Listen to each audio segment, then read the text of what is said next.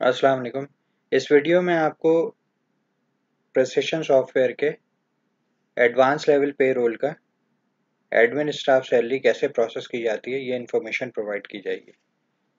Admin staff salary process करने के लिए आपको सबसे पहले जो चीज़ें चेक करने की ज़रूरत है, उसमें एचआर के ड्रॉप डाउन मेन्यू में आप सबसे पहले पेरोल ऑप्शन को चेक करेंगे। पेरोल लेवल यहाँ पे एडवांस सेट है। ये मेक श्योर करने के बाद आपने एचआर के ड्रॉप डाउन मेन्यू में एम्प्लॉय फाइल सेट करनी है। मेरी इस एग्जांपल में मैंने एम्प्लॉय नंबर 2 को एडमिन स्टाफ लिया है। एडमिन स्टाफ होने के लिए या एडमिन स्टाफ का पेरोल बनाने के लिए आप जब एडमिन स्टाफ का एम्प्लॉय फाइल सेट करेंगे तो वहाँ पे आप टीचर पे चेक नहीं लगाएंगे और एम्प्लॉय की जो डेजिग्नेशन है और डिपार्टमेंट है वो ओनली वो चीज़ें सेट की जाएंगी। उसके बाद राइट साइड पे आपको एम्प्लॉय की सैलरी डिस्क्रिप्शन सारी इंसर्ट करनी है। मेरे इस एग्जांपल में मैंने 10,000 बेसिक पे लिखी है, हाउस रेंट कन्वेंस का कुछ फिगर लिखा है और उससे मेरी ग्रॉस सैलरी एक सर्टेन अमाउंट आ गई है। सीएल का ताल्लुक पेरोल में, प्रिसिशन के पेरोल में स्टैंडर्ड पेरोल के साथ है, इसलिए यहाँ पे कोई फिगर अगर आप लिखना चाहते हैं तो आप लिख सकते हैं, लेकिन एज सच ये आपके पेरोल में कहीं भी रिफ्लेक्ट नहीं होती। सेम अगर जितनी इस एम्प्लॉय फाइल के अंदर जो इन्फॉर्मेशन दी हुई है या जितने भी डाटा फील्ड्स प्रोवाइड की गई हैं, अगर आप वो फिल करना नहीं चाहते तो आप उनको स्किप कर सकते हैं और ये मैंडेटरी इन्फॉर्मेशन नहीं है। Mandatory information employ code, employ का नाम, वही नाम जो उसके सीएनआईसी के ऊपर है एज इट इज़ वही आएगा सेम स्पेलिंग के साथ।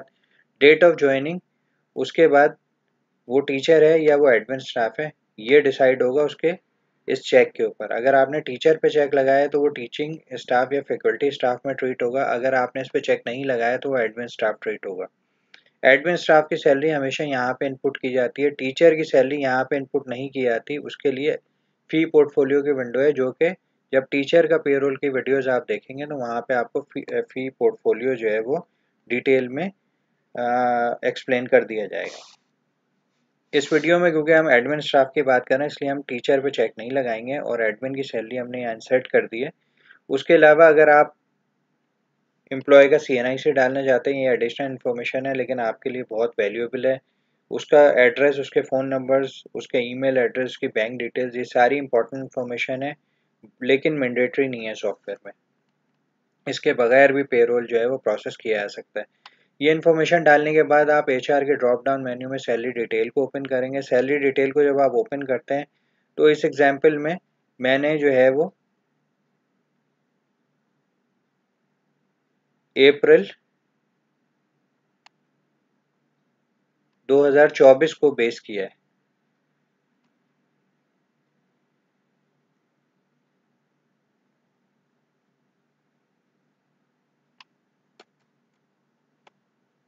अप्रैल 2024 को बेस किया है और यहाँ मेरा जो एम्प्लॉय नंबर 2 है यानी सिक्योरिटी मैन एक एम्प्लॉय है जो कि एडमिन स्टाफ से ताल्लुक़ रखता है। मैं जब इसको ओपन करता हूँ तो यहाँ मेरे पास सैलरी डिस्क्रिप्शन आ जाती है।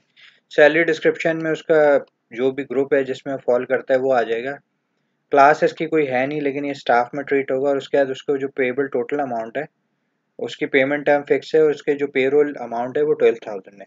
इसमें अगर आप कोई फर्दर डिडक्शन करना चाहते हैं तो आप यहाँ लिख सकते हैं। अब इसमें जो डिडक्शन का ऑप्शन है, जैसे अगर वो एम्प्लॉई एब्सेंट हुआ है या लेट की अगर आप कोई डिडक्शन करने आते हैं, वो अमाउंट आप यहाँ इंसर्ट कर देंगे और इसको आप सेव कर लेंगे। सेव करने के बाद जैसे ही आप इसको प्रिंट करेंगे तो आपकी पे स्लिप जो है वो सॉफ्टवेयर में अवेलेबल हो जाएगी। मैं इसको सेव कर लेता हूँ और इसको जब मैं पे स्लिप प्रोसेस करूँगा तो मेरे सामने ये पेरोल अब पे स्लिप जो है वो अवेलेबल हो जाएगी। अब पे स्लिप के अंदर आपको ऊपर नज़र आ रही है उसकी अर्निंग्स, जिसमें 12,000 उसकी सैलरी है। उसकी डिडक्शन के अंदर लेट एब्सेंट के ऊपर 200 रुपये जो है वो डिडक्ट किए गए। इसमें एक फर्दर ऑप्शन मौजूद है कि एम्प्लॉय जो है उसकी लेट सपोज इस एग्जांपल में ऐसे 200 रुपये लिखे हुए हैं, 200 रुपीज़ जो है उसके डिडक्शन हुए फॉर एब्सेंट, लेकिन वो एम्प्लॉय आके रिक्वेस्ट करता है कि मेरे डिडक्ट ना किए जाएं। अब आप उसको पेरोल में दिखाना भी चाहते हैं लेकिन उसके डिडक्शन नहीं जाते, तो उसके लिए आप इग्नोर पे चेक लगा देंगे।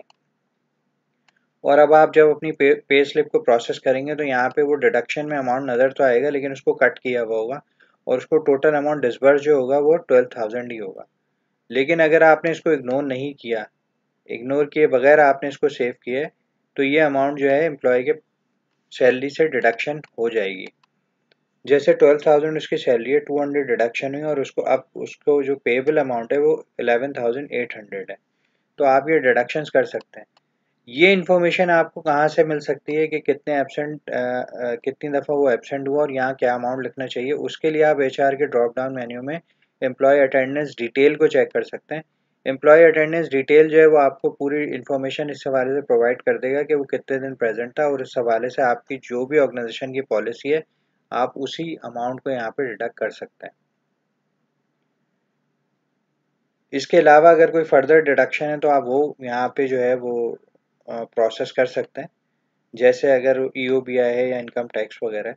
इसके अलावा अगर कोई एडवांसेस एम्प्लॉय ने लिए हुए हैं, जैसे एक एम्प्लॉय की सैलरी, इस एग्जांपल में एम्प्लॉय की सैलरी 12,000 है, अगर उसने एडवांस 1,000 रुपये पहले ही ले लिए थे तो यहाँ पे आप 1,000 लिख देंगे, यानी ये एडवांस जो है एम्प्लॉय ले चुका है ऑलरेडी। तो ये 1,200 जो है उसकी सैलरी से डिडक्ट हो जाएंगे। अब यहाँ आप देख रहे होंगे कि जैसे ही मैंने एडवांस में 1,000 लिखा तो ये सैलरी हो गई 10,800। तो यहाँ पे आप एडवांस लिख के ये डिडक्शन भी कर सकते हैं। अच्छा, ये जो एडवांस यहाँ पे अमाउंट दिया हुआ है ये सिर्फ इस पर्टिकुलर सैलरी मंथ से रिलेट कर रहा है, यानी ये जो एडवांस लिया था ये इस महीने की सैलरी से डिडक्शन की कंडीशन थी, और ये एडवांस उसी वक्त डाला जाएगा जब आपने इसी मंथ की सैलरी के अगेंस्ट कोई एडवांस जो है वो एम्प्लॉय ने लिया हुआ है, और अब आप जब पेरोल प्रोसेस कर रहे हैं तो ये एडवांस जो है आप उसके साथ एडजस्ट कर रहे हैं। अगर उसने कोई लॉन्ग टर्म लोन लिया हुआ है आपसे तो वो यहाँ से सेट नहीं होगा, बल्कि उसके लिए आप एम्प्लॉय फाइल की तरफ वापस आएंगे और एम्प्लॉय फाइल में एक लोन का ऑप्शन मौजूद होता है, और यहाँ से वो सारी लोन की अमाउंट जो है वो एडजस्ट की जाएगी। जैसे एक एम्प्लॉय ने आपसे लोन लिया 6,000 रुपये और उसने आपसे ये कमिट किया कि वो अगले आने वाले 6 महीनों में आप 1,000 रुपये के हिसाब से अपनी डिडक्शन करा देगा। तो यहाँ पे आप वो लोन अमाउंट सेट करेंगे और यहाँ पे आप टेन्योर सेट करेंगे कि कितने महीने के लिए लोन है। और लोड डिडक्शन फ्रॉम जो यहाँ पे डेट दी हुई है इसका मकसद ये है कि किस महीने के पेरोल से ये अमाउंट जो है वो डिडक्शन होनी शुरू हो जाएगी। तो आप जिस महीने का पेरोल प्रोसेस कर रहे होंगे, अगर आपने वहाँ से अमाउंट डिडक्ट करनी है तो आप जो है वो उसको वही अमाउंट सेट करेंगे। जैसे मैंने यहाँ पे जुलाई 25 लिखा है, ये एग्जाम्पल इमेजिनरी फिगर है। तो अगले आने वाले 6 महीनों में डिडक्शन होती रहेगी एम्प्लॉय के पेरोल से, और आप इसको प्रोसेस कर सकते हैं। तो लॉन्ग टर्म जो लोन होगा एम्प्लॉय का वो यहाँ से सेट किया जाएगा, और जो एडवांसेस होंगे वो आप डायरेक्टली जाके एडवांस के स्लॉट में लिख के अमाउंट और वो रियल टाइम पे डिडक्ट कर सकते हैं। उम्मीद करता हूँ ये वीडियो जो है, ये पेरोल की ये वाली वीडियो जो है आपके लिए यूज़फुल होगी। अगर आपके फर्दर कोई क्वेश्चन या क्वेरीज हैं तो वो आप मुझे डायरेक्टली इनबॉक्स करके पूछ सकते हैं। इस चैनल को लाइक और सब्सक्राइब कर दें ताकि अपडेट्स आपको मिलती रहें। Thank you.